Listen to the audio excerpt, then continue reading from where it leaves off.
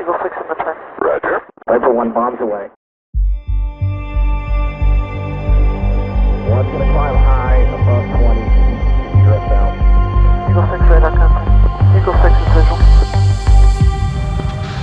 And it goes left.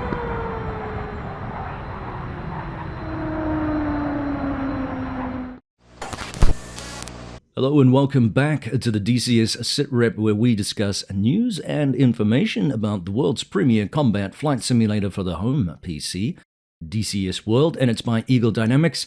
And I'm your host, Prickly Hedgehog, and this week's ED newsletter let us know some exciting progress reports on the Kiowa, the massive lunar sale that's going on right now, and a handy little discount on the Pimax Crystal VR headset, which some of you will be aware I am also currently reviewing, and I have a discount on my channel, Prickly Hedgehog 72, if you're interested in supporting me. Otherwise, Eagle Dynamics gets a slightly better discount, but there you have it, at least until March. Anyway, we'll also talk a little bit about the continued release of pictures from Heat Blur of the Phantom 2, the F-4E Phantom 2, which hints at what I still think could be an imminent release here for Q.1. But let's begin with the Kiowa, which, despite evidence to the contrary, a fair number of people saying it's vaporware, well, it's not. ED advised that the aircraft from Polychop is now in testing by ED's external testing team. Huzzah!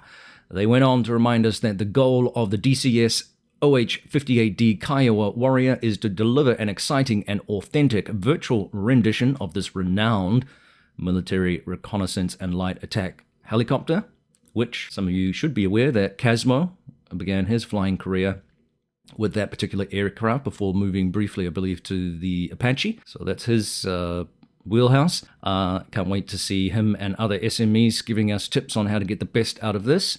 Regardless, the Kiowa Warrior is a versatile aircraft that is well suited to locating enemy forces that can then be passed to other forces to engage. Pretty cool. Now, the Kiowa also packs a punch with an assortment of weapons. It will find a great home flying alongside the Apache and the upcoming CH-47F Chinook in DCS World. And hopefully we get some more news on the Chinook in the coming weeks and months as the year wears on. Meanwhile, the Kiowa Warrior thrives in the reconnaissance role, making full use of its most interesting and iconic mass-mounted sight, or MMS. In more recent conflicts, it's played a pivotal role in both gathering critical intelligence and supporting ground troops with precision fires on enemy position. Now, it's armed with an array of weapons that include laser-guided Hellfire missiles, 50 caliber M3P machine gun, Stinger air-to-air missiles, and a large selection of unguided and guided rocket types, such as the Advanced Precision Kill Weapon System, also known as APKWS, which we have in game already.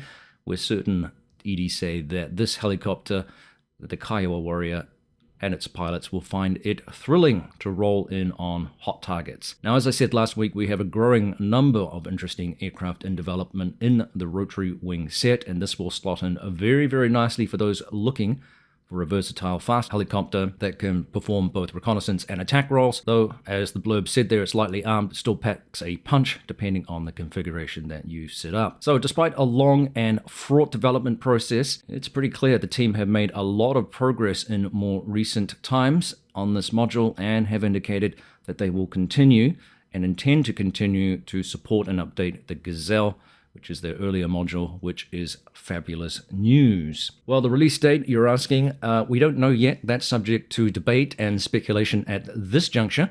I wonder, once we start seeing some videos, perhaps from Burundis, tutorials or other demonstration videos, once it has passed muster with the testing team, we will see that roll on to an official build-up to early access purchase and release, which is exciting news. So stay tuned on that.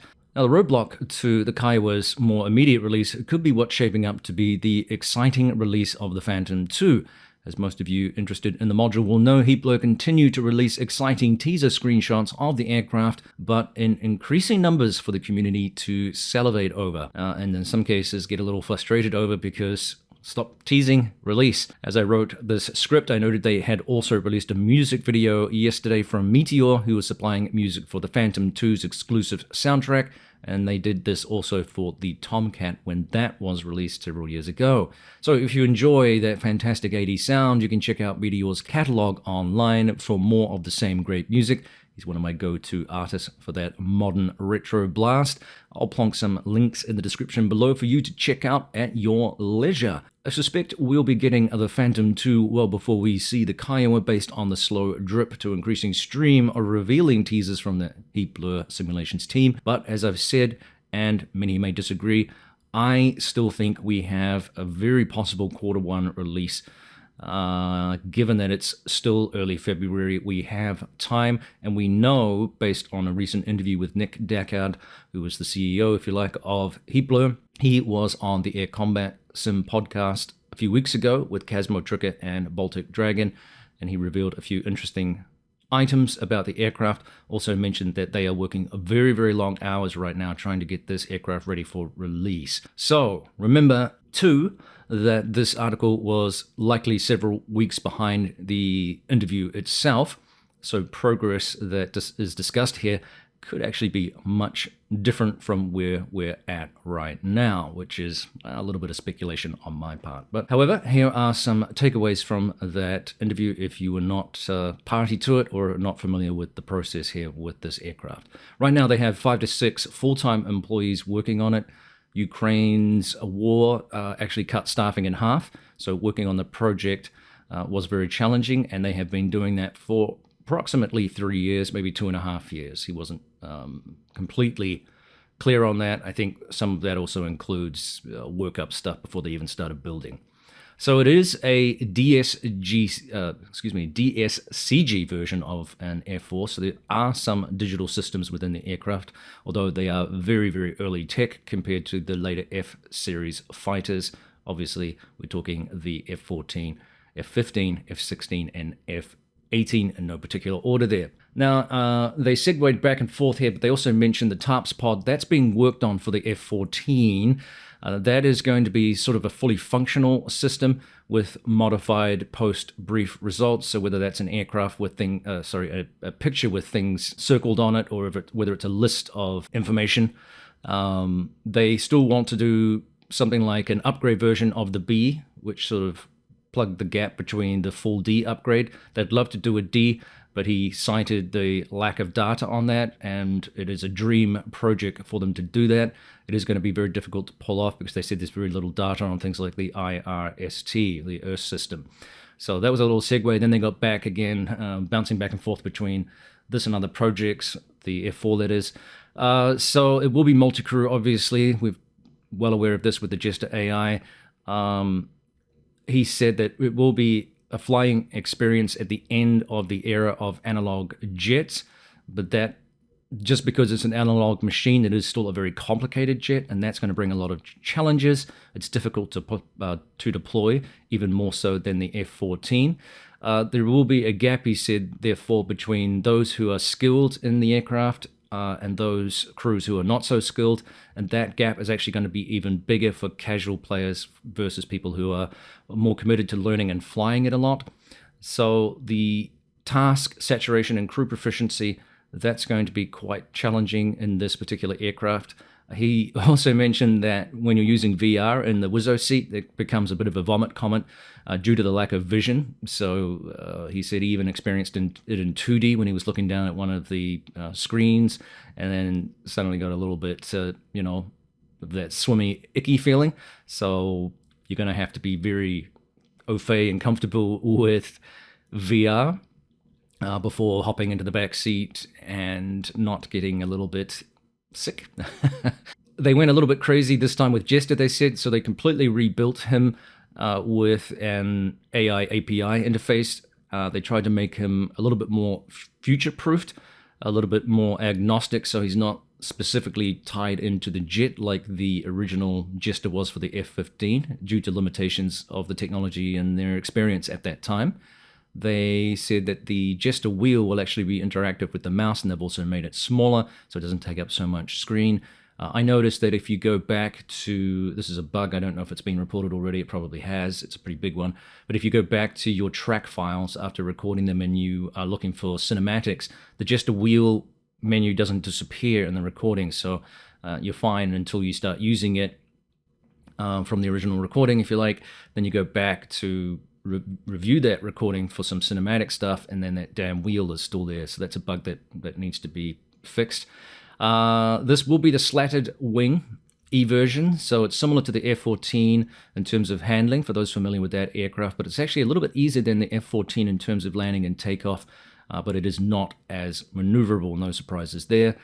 Most of the weapons available for the jet will be available on launch, including the Shrike missile.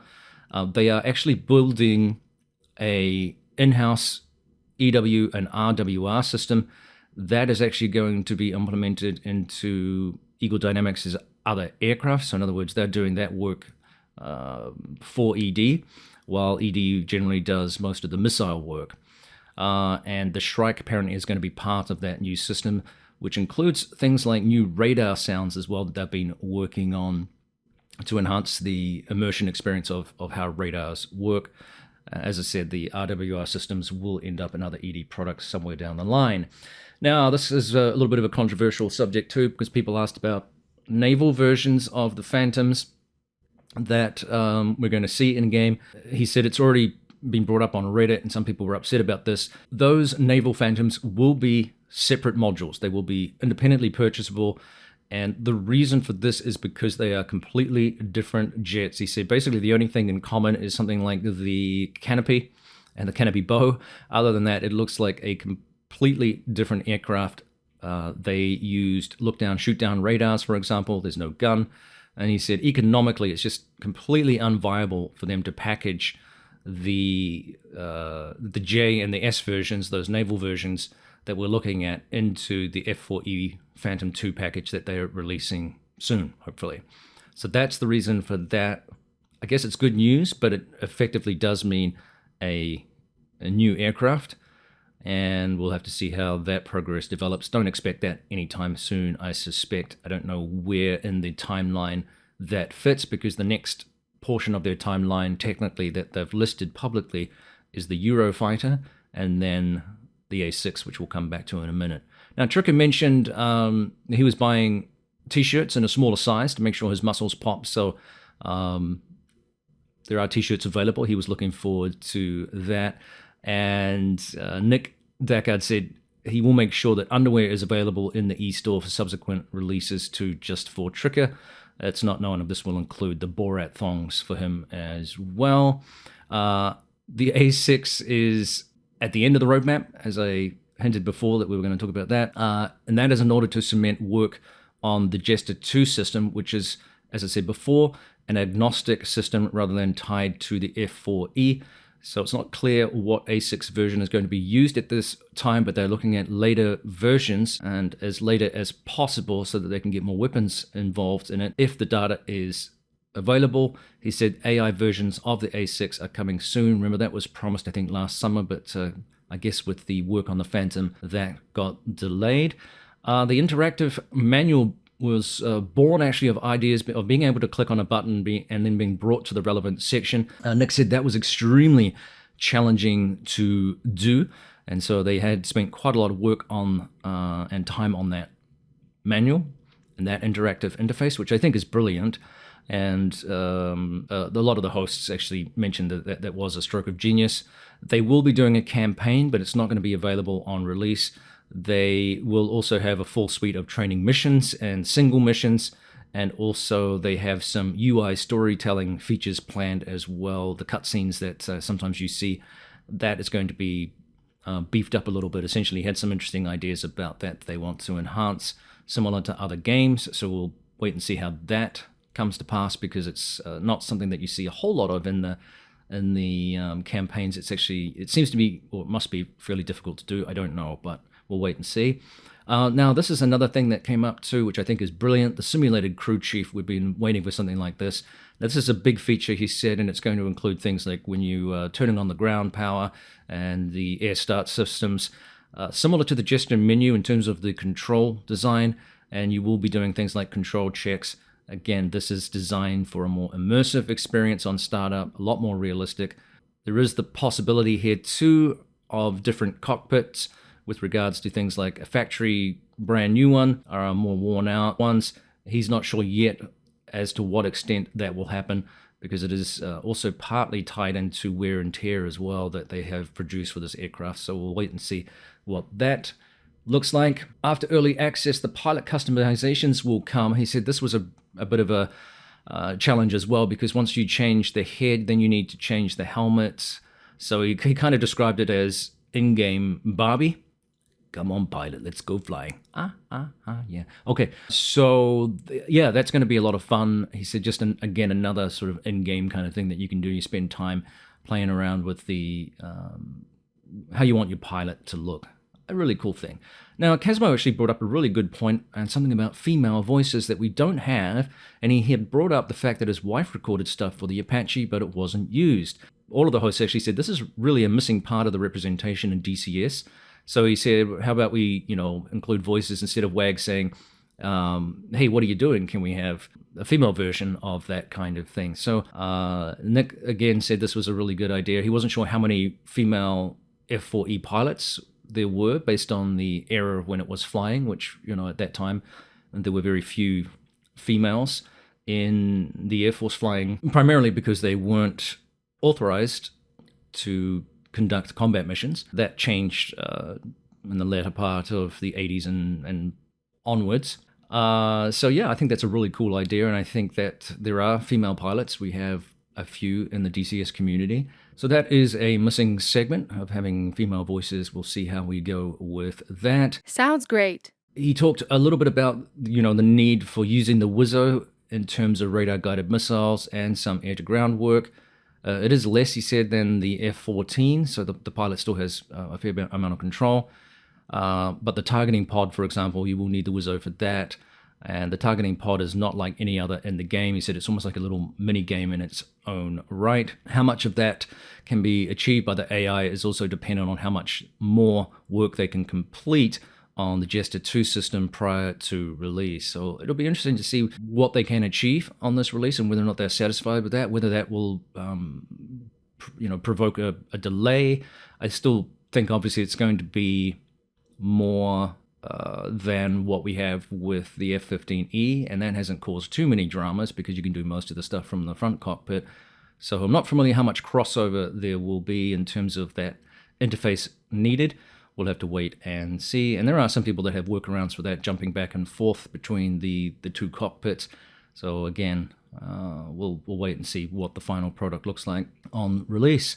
They were lucky enough to have a lot of SMEs for this, and he talked about just how helpful that has been and just the different types of SMEs you can get. And he said sometimes you get people that remember basically how to fly the aircraft and some of the things they did, but they can't remember some specifics. And then you have other pilots who are and WISOs have great recollections on exactly how to use these systems and are able to then recount particular stories to enhance how they use those systems while in the aircraft. I think a good example of that is probably Star Baby. If you haven't seen his exciting interviews with the 10% True podcast, he has great stories about how he was using the equipment and has very good recall on some of those systems that he used, both for the Phantom and also for the F-15E. So that's going to be very useful for, again, embellishing the realism of this particular aircraft. Now, they talked about the grease pen again, and that will be both a fun thing and also is an actual tool for those that want to use it that way. Tricker said he will put Casmo's phone number on there for those people that are interested. The Phantom has been basically a very, very difficult project for the team. The amount of complexity was fivefold compared to the F-14. So he said it's been a very, very difficult project, both personally because of external events, as we mentioned before, with the Ukraine situation for them, and also for the aircraft design itself, including Jester as one of their bigger projects, as I said before, that manual. So he basically said it's broader and deeper than we've ever gone before. It's going to be a very, very exciting aircraft. I'm very much looking forward to seeing the depth that they've gone to and just what all of this means, because this is very broadly overview stuff. On to different topics here. Just to round out that interview, he said there is no real Eurofighter news, not right now, he said, because the Phantom is their primary project. He said that once the Phantom is done, we should start hearing some more information about the Eurofighter and where that's at. I'm looking forward to the Eurofighter. I think it's going to be great to have a late Gen 4 aircraft with some, I guess, pretty potent systems. It's going to be a mean machine, there's no question about that, but I personally am a little bit more interested in the A6, and I know a lot of you are similar in that, but for now, waiting for the Phantom is not going to be a bad thing, and seeing that in game is going to be very, very exciting. So I think, we're not going to see much on the Eurofighter, I think, for at least a year, and that probably pushes the A6 out to 2026 and beyond, unfortunately. In the interim, though, he did talk about how difficult it was to put the F-14 into Microsoft Flight Simulator. For those of you that are interested in that, they use Microsoft Flight Simulator to relax, he said, because of the amount of time they spend in DCS World. They just want something more simplistic to do, flying around fjords and valleys in Alaska, as an example. But he said that the F-14 was a complete rewrite. It was a big project for them to put that into Microsoft Flight Simulator, and that was in conjunction with...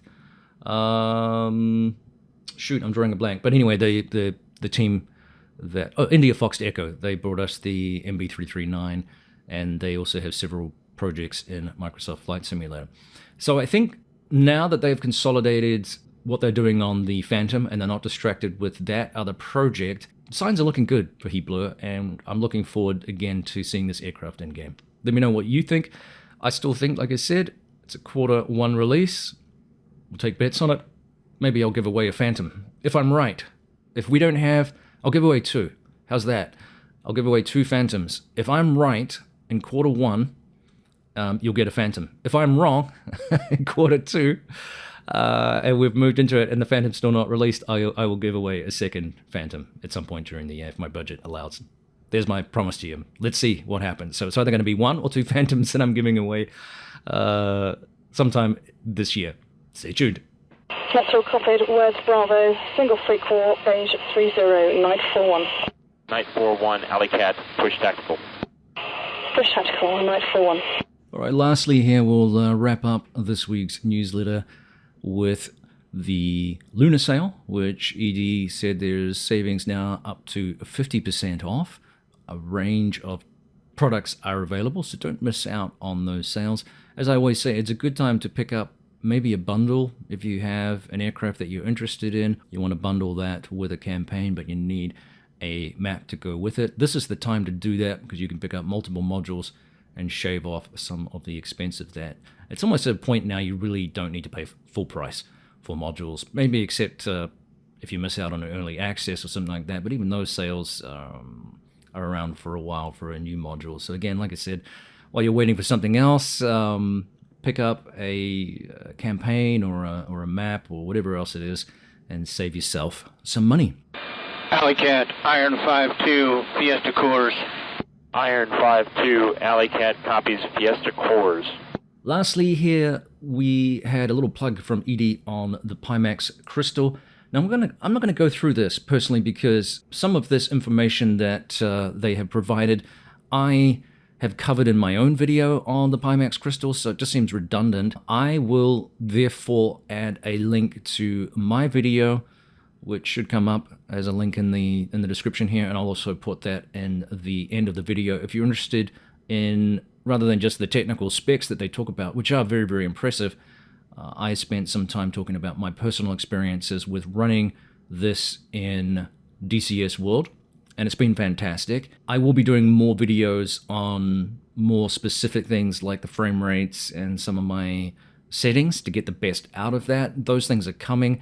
I'm still working through some solutions and experiences that I'm having to get the best out of it. VR is, in its own right, a pretty complex piece of hardware to get the best out of it. And as I said in my previous video on that topic, it is subject to, I guess, interference with updates. It's a little bit more finicky to get the best out of this system, in part because it's new technology And a lot of the software that we have is still in development, and a lot of the games that we have, like DCS World, were not purpose-built for VR. It wasn't really around as a practical home solution for most people when that software was originally developed. We're getting better, but yeah, it's a really interesting experience, and like I said, I will bring you more in-depth, I guess, or more finite topics about some of the experiences that I've had, like frame rates that people are asking me about, and again, those settings. That'll do for this week. Once again, thank you for tuning in to the DCS SITREP. I'm going to be taking a few days off here just to recharge the batteries. I talked to one of the guys from the air warfare group who talked about burnout, and I think burnout is definitely a real thing for real pilots who fly and then come home and are effectively doing work when they fly DCS World. So, and I totally get that. And I need some R&R from my actual job as well, just to, like I said, recharge those batteries. But I will be back next week. No drama about that. I'm just going to take a little forced rest here. Like I said, just recharging those batteries. Okay, that'll do. Thanks for tuning in. Like I said, we'll see you next time on the DCS SITREP. This is Prickly Hedgehog out. Alley Cat, this is Hydra 1-1, you calling? Hydra 1-1, Alley Cat. Hoover No Joy on VPN. Request push VPN and contact Hoover. That's copied. We'll attempt to contact Hoover on VPN. Hydra 1-1. Alley Cat.